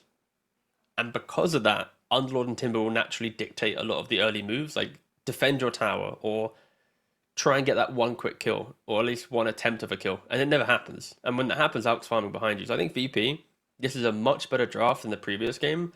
I favor their draft. I feel like these heroes should be able to win the game against Aster, but based on execution, if you falter and Alk misinitiates and suddenly Monet's got a Butterfly, the Daedalus, a Skadi, she will just win this game. There'll be no damage. So VP, I like the heroes, but they have to win the game like pre-25. If this game for any reason goes past that, this Dusa will still be the unkillable hero because Underlord and Timber won't do anything to her, and Alk doesn't really scale perfectly to kill her off. So we'll see if VP can execute in this game.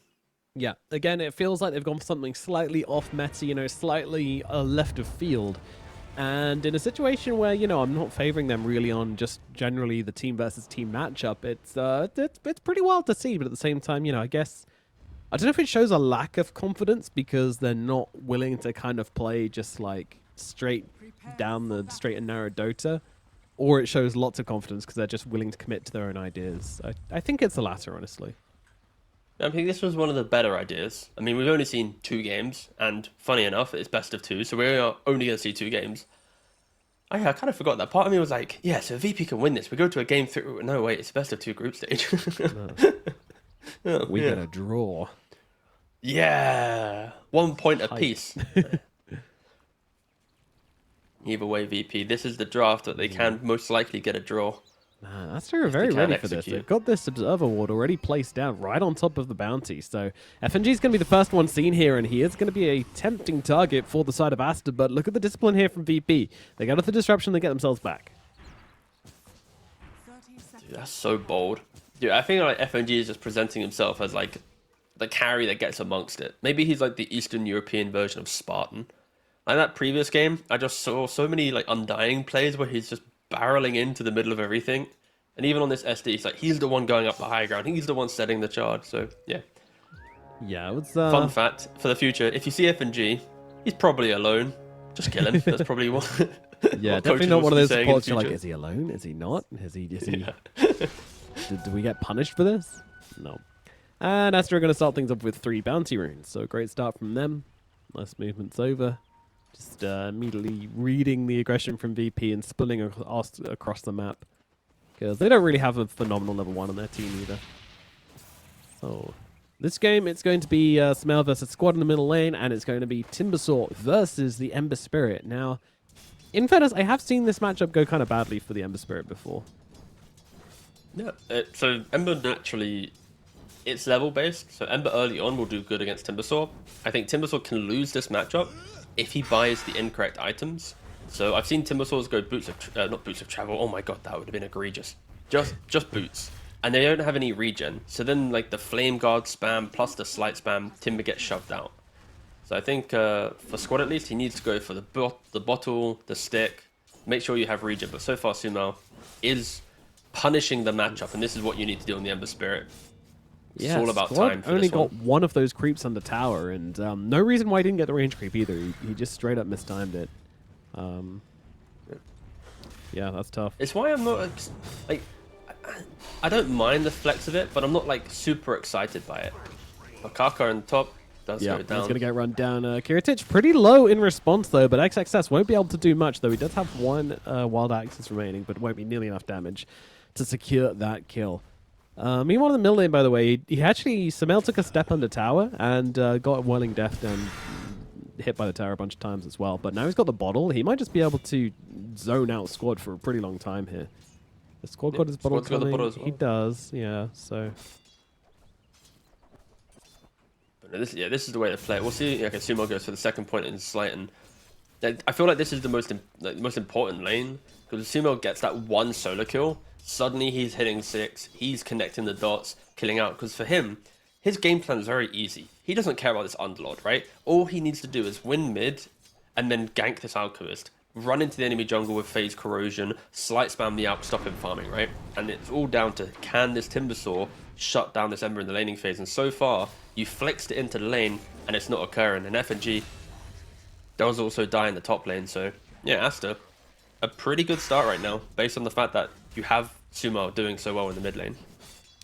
Yeah, absolutely. I mean, it's we know how much this team like to play with Samel. You know, they're happy to just kind of follow him around and enable his game. And last game, that didn't really happen. You know, last game was really the Monet show, but looking so far like an amazing start from Samel, so we can see what he does with that. I mean, look at this. He's so far ahead, and he's got creeps under his tower as well, so 18-3 to the 12-0 of Squad. That is not good for the Timbersaw in mid.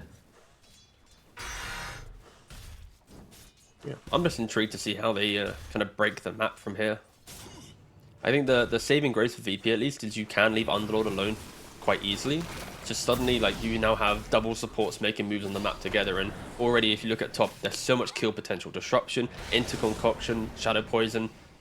He might not die, but it's just that constant aggression, and you throw a Rubik into the mix, and that could offset things quite a lot. So Yeah. can VP get that aggression going with their support duo? We didn't really see it in the last game, but this is a game where it needs to be done. Definitely. And so you kind of has to be like the making point of that as well, I feel. Like, you got to have a good game in this Rubik. You got to be setting up the things. You got to try to make things happen, basically. Or just secure runes. I think that also helps against Sumo, right? Like, Yeah, that 4 would minute be good. Yeah. Squad is currently sitting mid with like no HP. He's got 4 worst sticks available. Yeah, Sayo is heading towards mid now. Not sure is he going to get there in time? Goes for denied. Does get it. All right, that's going to take off a lot of pressure off of Squad. Oh no, no, it's not, because Karkar's already there. He secured the other rune. This is so bad for this Timbersaw. no. The fact that sure bot gets denied, but you still access to top, plus the casual Chakra comes in. Like, you have to walk back to base on a Timbersaw. That is rare to see. This hero often lives within the mid lane, right? But just because of the fractional choices made, the smallest of decisions, and yeah, now Ember is thriving. He really is. He really is. Not the highest Siesta though, as that will go to Noticed in the bottom lane, who's currently being chased down by Monet and PQ. But he's got himself a Firestorm to throw down, and Monet really doesn't want to chase into that. Like, her mana just disappears so quickly inside that Firestorm. I'm always happy to see how carry players navigate the whole Medusa into SD. Like right now, Monet is only showing us the Manta. Like, will he go for the butterfly still?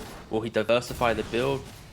And this is also a pretty nice MKB game naturally because of the Alchemist with Radiance. So he could just go butterfly and MKB, and now it's like 2-for-1 deal, right? I kill my own illusions, I can still hit the Alchemist. So that could be a cool option. Yeah, I can see that working out.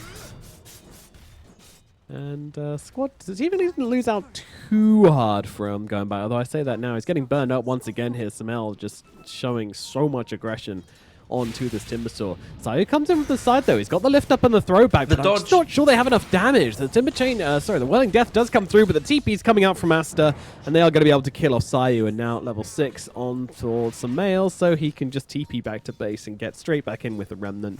And again, this just makes Squad's lane even harder, as if it needed to be. Karkar coming in from the side as well. They're even looking for the kill here. Timbersaw being chased. He does not have the Timber Chain, but they also don't have the damage to finish him off. Samel tries to move across for the rune, but FNG's going to straight up deny it before he dies himself, and he's going to take Karkar down with him. So credit there to FNG, doing a lot of work with his death. Yes, it all starts because Rubik, he's trying to make the moves happen, but Sumo just throws out the slight post-lift, and it doesn't give Timber that next Whirling Death to maybe threaten the kill into the Ember, and of course events unfold. You can see how Aster, I mean, they're both their cores in side lane, the Beastmaster and the Medusa, no real pressure has been applied, so now they're happy to thrive and exist by themselves, and in doing so you're getting this like tri-lane shenanigans mid, and I feel like Lion Kotl packs a much bigger punch than the SD Rubik in the early game. When you think of the control of the Lion, the Chakra amp onto Ember, compared to what? I lift you, I disrupt you. So Aster really are just exploiting the fact that their supports can just accelerate the cores game a little bit better from the mid lane. Normally the Beastmaster, like into Alk, the reason why you pick Alk into Beast is just for the, you don't care and you never lose your lane. But sure, Beastmaster in the game is like Primal Roar, BKB, Piercing Stun, but yeah, I was expecting maybe Alk to put a little bit more pressure onto this Beastmaster. I wasn't expecting it to be like this even, where Beast is, what, he's going for Dominator, right? Oh, thank God. I'm so tired of these Ags memes. Like, this is the game where, like, if there was ever a game to buy Helm of Overlord, this is it, right? Like, to get another body into the fight, another aura, to be able to buy Vlad's to throw it onto your Deuce, like, this is the game. Like, Ags is, like, redundant here, so I'm very happy he didn't just go down the obvious, have to buy Ags. Yeah, definitely. Correct. Too many choice. offlaners do that. Yeah. Yep. And it's kind of just farming time now, you know? Like, Monet, he's got a bunch of stacks in the jungle. Kiritich, he's got loads of stacks as well around the place. So it's time to make that dome, my friends. Meanwhile, Samel and PQ running down to bottom at the moment. So let's see if they've read this on Virtus.pro. Noticed is backing himself away, and it does look like the move has been read, which is going to waste a lot of time for Aster here. Yeah, they have a ward on the bottom rune spot, so they just saw the Ember walk down with the haste rune. Yeah, so nice disengage there. But so many stacks made. When you look to the Ember right now, he's farming some triple stack. Then Beastmaster himself is farming the ancient stacks. Like, there is a lot of stack efficiency coming from Aster. And then when you compare that to Dai, if you look at Rubik right now, he's only just starting to make the first set of stacks in the ancients, in the triangle. Well, so you can Kiritich did already just take the... there were quite a few stacks in the... Well, there's some top... I Oh, I think didn't he see. took some. Oh. Yeah, he took them all. Was it like a double stack situation, triple? Like, how big are we talking? Sell it to me. How juicy? Medium juice. I think there was Medium juice, mostly okay. double stack. There was maybe one triple stack on the hard count. Okay, no. So That's important. No, I missed that, but no, that's very important at least. all right. But I still, got after a 2k lead going into the Alchemist, you can see that all three of their cars are doing... Cars? Vroom vroom. All three of their cores are doing extremely well. Yep. Now imagine that. We've just spoiled it. Yes, the winner of Riyadh also gets 5 cars. It's the one up to the Mercedes. Congratulations. Just got to redo everything actually- that's been done in esports, but better. That's the play. Monet. 1 car, make it 5. Being jumped in the bottom lane here, but they've thrown a lot onto him, but haven't really committed for the kill. And now the TPs are going to come through, and they're just going to kill off FNG again. And once again, it's worryingly becoming a bit of a diathon for FNG. 3 deaths already. Wait, why is Notice tipping him? That's a risky tip. It's interesting. That's a real isn't it? 50-50 tip. When your opponent's tipping your not feeding but dying support, it's like, haha, mate, all good memes, or it's, mate, you should stop doing that tip. You know, Yeah. like, oof. Depends on the vibe in the team, which again we just don't really know. So We don't know. Oh, we'll see. Maybe that was a tip that broke VP. We can reference this in the history books at the end of the tournament, but you can see from VP that they are trying to shift their map play right now. Alchemist heading towards the jungle fully. Underlord going to top lane. Like, Kiritich, he just needs to get this Radiance. He needs Radiance, Blink, BKB, and kill, kill, kill. But, yeah, he needs a team to be able to back him up right now, and potentially that isn't the case. Poor Squad 1X just hasn't had a jolly good time. He's 4.6k net worth to the 5.8 of Sumo. That is a 1,200 gold difference between the Ember to the Timbersaw. smoke up now from Aster. Samael and Piki once again moving towards the top side. They really want to kill off Noticed, it feels like. They recognize that this Underlord could be a thorn in their sides, and they let him free, and now the Roar comes down. They want to bring down this Underlord. Hex is there as well from Kaka. In comes the Ember Spirit charging on through. FNG does have the disruption to buy him a little bit of time, but the stun is there from Kaka, and they are going to be able to easily take down the Underlord. Now they look forward for more as well. Death number 4 coming out for the Shadow Demon. Oh, stack number 1, you mean? Kaka, he's on the board now. Plus 40 bonus damage. Here we go. Right now, let's make some predictions. How many finger kills will he get by the end of the game? Win or lose, it doesn't matter. Go on, what's your You guess get it on that? right at home. You get a Bugatti Veyron. No, that's not true. That is a joke. For legal reasons, that is a joke. It could be any car.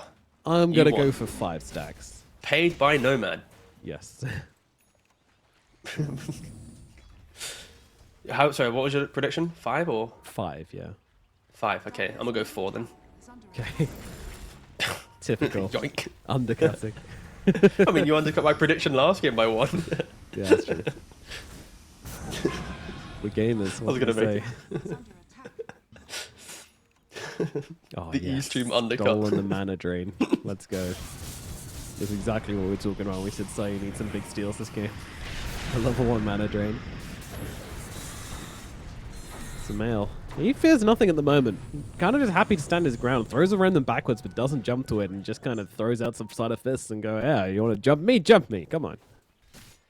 Oh, no, I love this as well from Sumo. So he's actually not going for phase boots because of how good of a start of game he's had. He's going to go for boots of travel. So now Beastmaster, with his Helm of the Overlord and his creep, or the Hawk or the Boar, so many opportunities for him to TP into a very aggressive position, whilst also farming for himself. Might have been able to catch the Keeper of the Light here, and yeah, absolutely. He got baited. That's miscommunication there for sure. Like, Sumo's in, Kotal follows, Sumo out, and Kotal's like, I can't leave.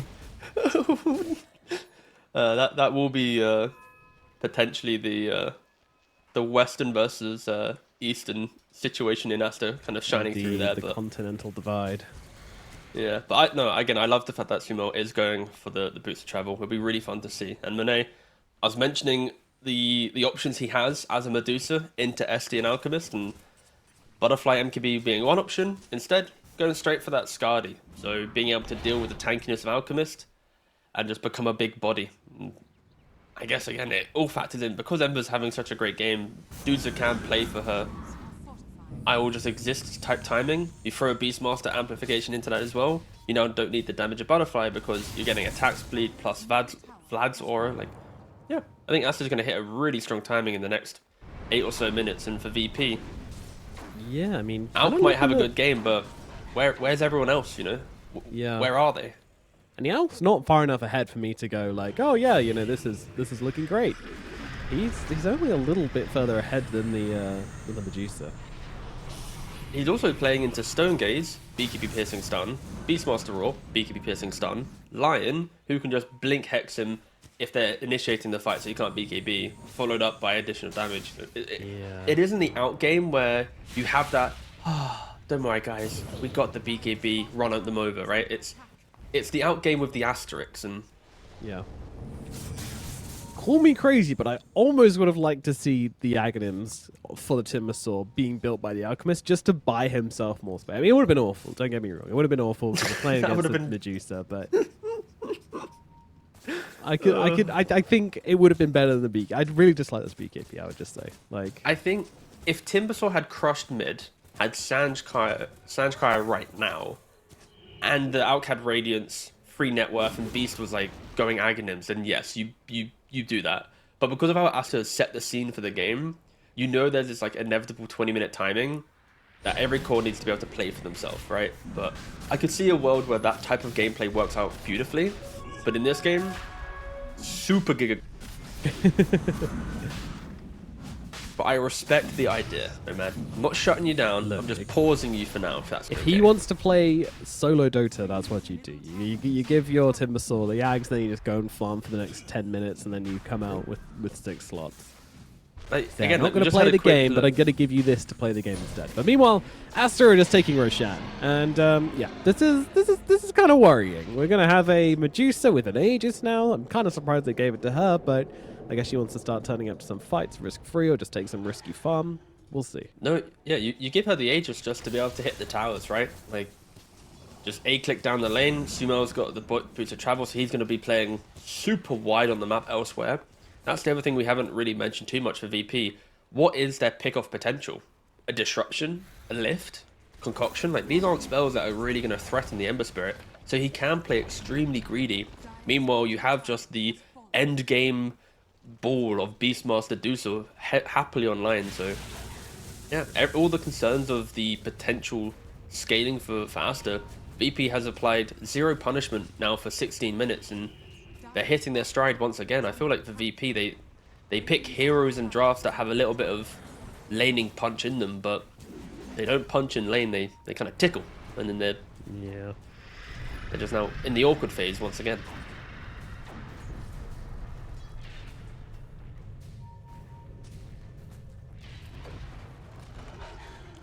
Well, it does look like VP are turning up to this tower defense at the very least, but they've already taken so much damage on that building. Meanwhile, on the sidelines, they found XSF. BKB comes out from Alchemist, immediately gets roared in the face, but he is going to be able to finish the job onto the Beastmaster.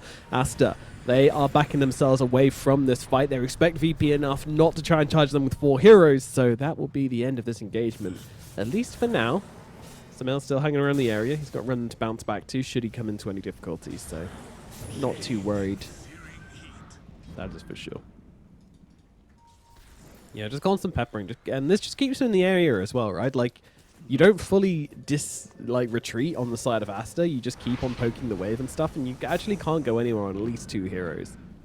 And yeah, VP actually have 4 heroes in the area at the moment. It's just the distance that Aster can push waves out from, right? You've got Kotl with Illuminate, you've got Medusa with the Manta, Ember with the Slight Spam. Like, Aster can pretty much clear out any wave without even showing the main hero in the lane, and then VP, it's like that's the opposite. They need to throw like the body into the wave to click it out. They have 3 melee cores. Sure, there's like Firestorm, but it's not as quick as the others, and yeah, so VP are always going to be the victim of like the macro gameplay. And Kako, of course, with the Blink Dagger, wants to show it off and Slap. get another stack on the cards. 2 stacks now. Absolutely. Ooh, man, he's going quick. They will Samel deal had with a that double ward, damage though. rune for that one as well, so yeah, it's just completely free.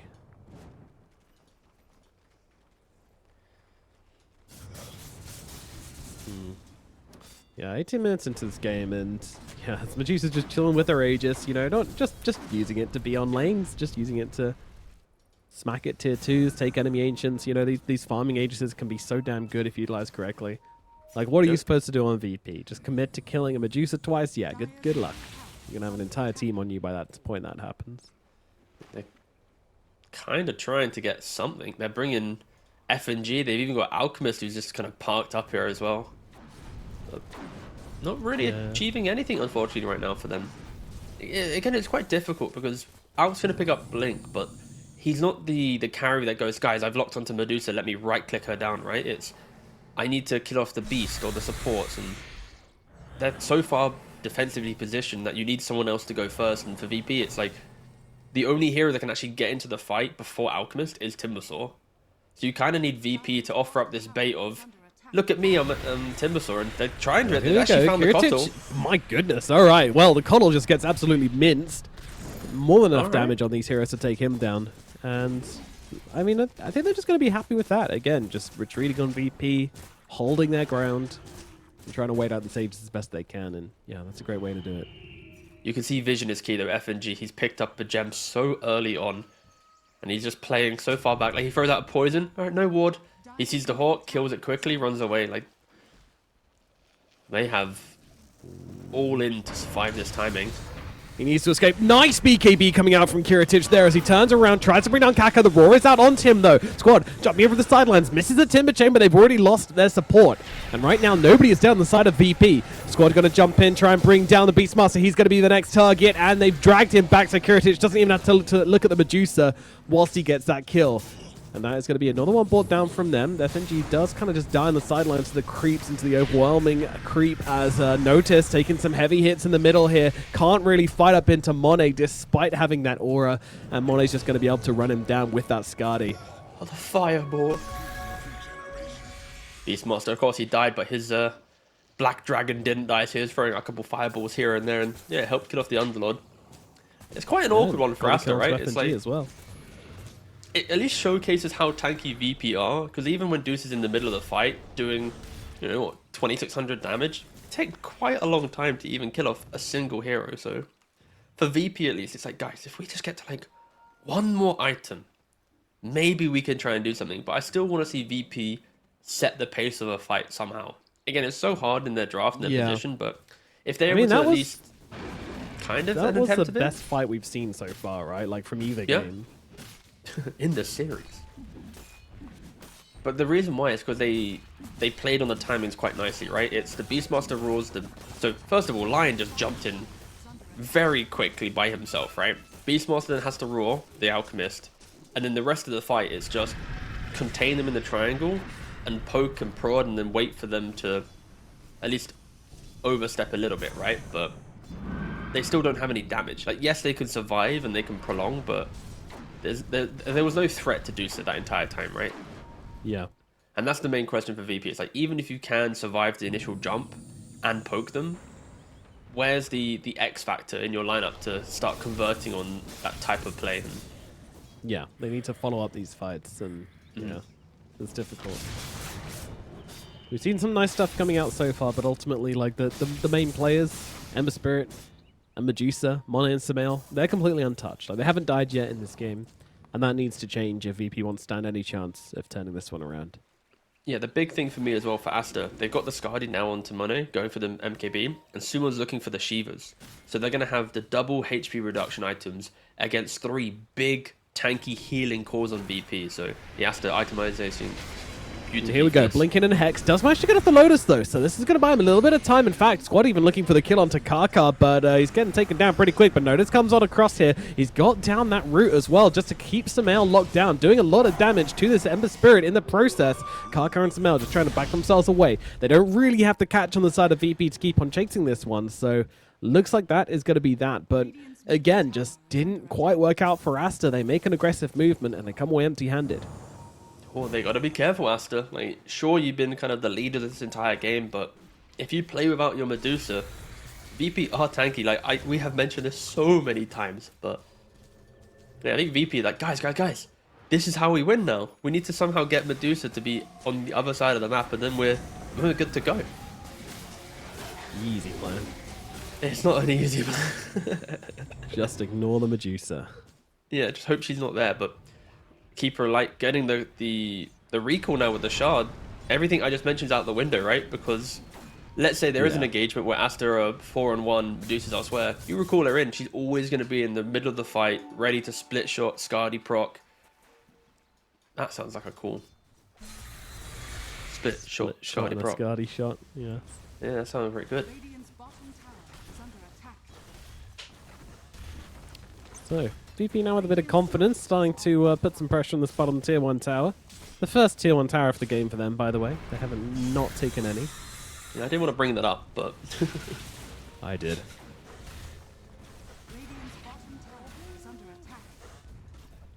Get some towers, lads. you have a big item, so yeah. Didn't really see it, but Pichu did get his way towards a vessel. But with a BKB in play, a Lotus, a Greaves, kind of redundant on this Keeper of the Light. Like all of VP cores have a way to dispel it.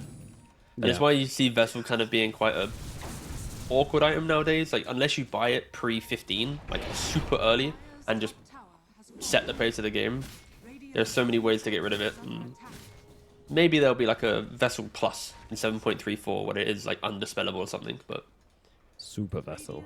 that would be kind of broken though if you could buy like a super Vessel. It's like Dagon, there's like 5 levels to it. Yes. But then you still have to get the stacks for it from kill. It gets very complicated very quickly. But what's not complicated is the plan from Aster right now. They want to stick around this area. They want to get Roshan, and then they want to start taking some tier 2s. They've already taken one up on the top side, and now that Roshan respawns, they'll be looking at another. But Virtus.pro are on the move. They are going for the big wrap around here. Look at Aster, they're huddled. They know exactly what direction they're coming from. Look at this, just Medusa on the front lines, 3 heroes behind her, and the Spirit, he's doing other things. He's got travels, he can come through whenever he wants. This is just beautiful positioning from Aster here. And now they'll see Monet straight away just using that disruption to get their own illusions. A decent amount of damage being dealt to Monet, but they'll back out. Alk stuns himself, waiting for the jump in, but doesn't find the target. Samael already in the neighborhood, using those travels the moment there was any sign of trouble to get in and help his teammates out. And noticed some heavy hits. Glimmer doing work here as well as that mech. Look at the spam though.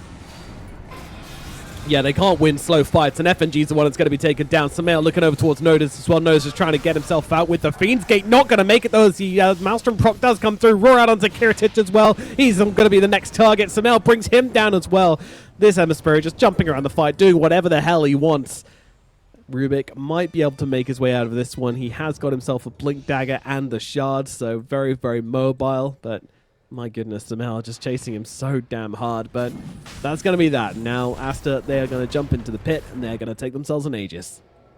And just what a beautiful fight from Aster, right? The fact that they start so defensively positioned, they kite it round, they're basically saying, Sumail, you spam, you set up the fight, and when you say go, we'll then follow up with you. And if at no point VP tries to initiate themselves, they're going to be at such a disadvantage. And we saw the damage numbers there, 438 from Alchemist, 629 from Underlord, you know, compared to 4,300 from the Ember, 2,800 from Medusa. Like, it just, Aster have read how to take these fights beautifully, and I can't say it enough. VP, at this stage of the game, they either need to play the wider map, or they need to somehow find a way to just break Aster. And at that point, I just don't see it with their current cores. Their entire draft is built around laning phase dominance, balling up, and just trying to set the pace. And they've fallen off that timing once again. So, He's got Remnant. Very tricksy on this Rubik, just trying to make some space, do a bit of they scouting. didn't lose the gem at least. Yeah, they saved the gem, so that's the silver lining of this game at least, right? Yeah, it's a big plus. Big plus. Oh, wisdom rooms. No one's taken them yet. 2 are on the field. Who will get them first? That is the question. No, Alp's going for his. Is the answer. Oh, yoink. Yep. Now level 19.5, so that's clean level he obtained there. Level 20 on Alchemist will be the base attack time was damn. I'll be interested to see which one he goes. Maybe concoction damage in the hope to like blow up the lion and start the fight or the coddle. So I'd assume he'd go left here. It is a pretty ridiculous amount of damage, but you do have to cook it up these days. I remember back in the day when it just added like a flat 400 onto it, so you can fire it immediately for 450 nuke. That was kind of silly, but not the case these days. So Hi, like I said, this FNG. is a dead FNG. Yeah. 3 finger stacks now to lion, so the game is soon to be over potentially. If it hits 5, Nomad wins. If it hits 4 or stages 3, the then real I win. The real game. Yeah, you got to play mini games in these games. Aster are putting on quite a clinic in both draft and play, I feel, right now. Yep, 9k gold advantage. Aegis in the hands of their Medusa, and they're just going for the high ground right now. And Nodus is just not even able to escape from this one. Oh, they can't even get Karkar either. The Hex comes out. They're going to do towards Squad. Squad's dead as well. Your mid lane is just gone. 2 cores taken out in the blink of an eye. VP, they don't just slip. They fall down flat. So Notice tried to gate to the mid wave behind Aster to skip it out quickly in the hope to get backdoor online, but he channeled the Fiend's Gate inside vision. There was the observer Yeah, one. that was way too Everything close. just went south. Yeah, you can't be making mistakes like that. Not on this stage. Not with against these calibers of teams. And now Monet, he's just taking what he wants. Game 1, Game 2, it has just been Monet completely uncontested. Yeah, and these are the items that you want against this Alchemist, right? You got the MKB to eat through the evasion. You got the Skadi to deal with the HP reduction. Daedalus just for the raw damage, and you don't care about this SD because you're not buying like Butterfly or anything too stat heavy. So yeah, just beautiful itemization out from Monet, and I think just everyone on Aster in both games. The game plan was set from the draft, and you could feel it from every item they purchased. Like, I'm not seeing a single player True. buy an item which is like off sync to the general game plan. So, yeah, this is a very disciplined-looking team coming into the Riyadh. Yeah, it's looking great. You know, this team, we know to expect big things from them in the group stage. The question marks starts arising after that point, but Oh, we're not there yet. Come on, let's we're live in not the there moment, yet. right? This isn't even group stages yet. We're in the play-in. We're in the play-ins, exactly. Yeah, this Medusa does an ungodly amount of damage at the moment. Monkey King Daedalus. Monka King Bar. Yeah, melee barracks. Well, the Crimson Guard's going to help out a little bit, but not nearly enough. Monet is in. Manta is out. Disruption comes through. It's onto a Manta illusion, though, and yeah, Medusa can take those out pretty quickly. Kiritich isn't on the backlines here, just trying to bring down XXS. Doesn't do it in time, and now the Roar is out. Cheese is there as well, so it's like he's done nothing. And now the Medusa gets in on top. Fingers there as well. Kaka's going to take him out, and they bring down Notice as well. Samael gets a double kill, and GG's are dropped. That'll be it. Virtus.pro crumbling away in this first game of theirs as Aster just completely take them out both games. Yeah, 4 finger snacks to conclude, so I will take my medal for undercutting Nomad, and yeah, that's about it. No, yeah, I feel like in regards to play, Aster, you can feel the identity from the get-go, right? But for VP, it's either they're trying to be too quirky with IO picks or flexes. They're trying to do, I think, a bit too much coming into a tournament. Whilst a team that doesn't really care about what their opponent does, it's just, this is our style, we will force it into the game. That's going to be the issue. Yeah, and I wasn't really inspired by Sayo's performance this game on the Rubik as well. Like, you know, we talked about him needing to do a lot. Like, for me, he was kind of the crux of the team. Did get the Blink Dagger, but just really wasn't able to deliver. And, yeah, that's unfortunate, but, you know, what else can you do? You need to be able to kind of play better as a team, find the effective rotations. Like, if neither the Ember Spirit nor the Medusa have any death to their names, you got to be looking back and going like, right, okay, how do we rotate better? How do we make better plays? How do we be more deadly? You know, it really is that simple, unfortunately. It also kind of helps that VP's not had any international experience in the last year. Sure, they've played some like Western Europe, Eastern European kind of tournaments, but they haven't really gone up against the other regional meta. And like, I look at the VP lineup and I see Eastern Europe bleed within the draft, right? Yeah. But I'm not seeing what else? Like, where's the X factor? And like, you look at these scorelines, you know, Kiritich in this game, he finished 0-2-5. In the first game, he was 1-7-3. I never really saw them get their carry into the game. And then the same thing as well. It's like, I feel like for the Squad 1X matchup, it's like, unfortunately for him, he got just outplayed a little bit in the second game. And for Notice, it's like, there's just a lot of question marks for VP, right? And I think that the question marks just stem from the lack of experience. And we'll see if they can find that footing throughout this group stage. But yeah, Aster for sure are looking clean as ever. And VP, a lot of work to do in a very short amount of time. How many more games they got to play? They got 1 best of 2. They got like 3 more best of 2s today. Today, wow, okay, yeah. All right, no rest for the wicked. Get busy with it, guys. A lot of Dota to be played, Mhm. but at least they're best of twos, not best of threes, I guess. Yeah, we'll see if Yeah. they can pull it out, but you need to be quick. You need to be ready to make those adjustments on the fly. That's what this is all about. These play-ins, they're going to be very, very brutal for a team that isn't extremely prepared for every single series. And yeah, I mean, again, it was cool to see them bring some interesting ideas to this one. That is what we would want to see, kind of teams which have prepared at least something to bring to the table against these teams where they're potentially the underdogs, but unfortunately, it just wasn't enough coming out from them. So that is going to do it for the first series of the day, which means we move into our second series of the day. And if you're like, man, I can't wait to see Virtus.pro play again, see if they can pull out and improve into the next series, then you are in luck, because the next series we've got coming up today is going to be Virtus.pro versus Entity. So that'll be the next series coming up. Again, another pretty tough matchup for Virtus.pro here. We'll see what Entity can bring to the table. We're going to throw it to a break, and then we're going to be back with that series. So we'll see you a little bit later on.